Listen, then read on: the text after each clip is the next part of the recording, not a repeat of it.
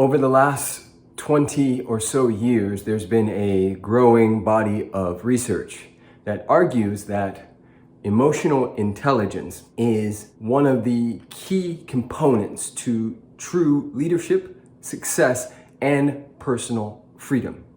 Now, the tricky thing about emotional intelligence is we would first have to understand emotional literacy, which would then create emotional intelligence, which would then create emotional fitness or agility. Being able to ride the waves of emotion and use the emotion as a way to forward oneself and to experience and harness the magic of these dirt/skin suits that we were gifted with.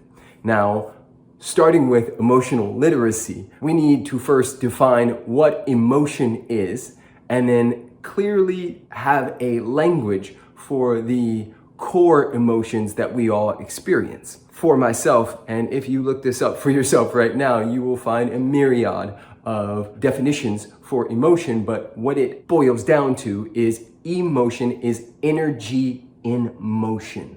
It is experienced as sensations in and on the body. Back in the day, and I also used to teach this and have since corrected it, the process that we thought about emotions was it was usually attached to a picture, a thought, or something of that nature. And yet, what we come to understand through science and through technology is that emotion can come before we have explanations. It can come before we actually cognitively understand what is occurring or have made up a meaning about what is occurring. Just like sadness occurs and feels different than anger. If emotion is merely sensations in and on the body, feelings passing through, then emotions are neither good nor bad, right nor wrong. They are merely passing through like everything else on our planet.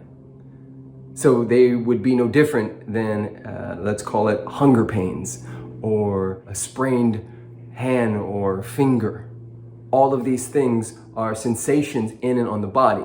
So for the purposes of our work together, we will define emotions as 5 core emotions, similar to 3 colors that create all other colors: red, yellow, blue. So the 5 core emotions are anger, sadness, sexual feelings, joy, and fear. Each of these has a gradient, a spectrum, if you may, that taking anger starts from, low-level agitation, boredom, sarcasm, all the way to seething, vengeful, rageful.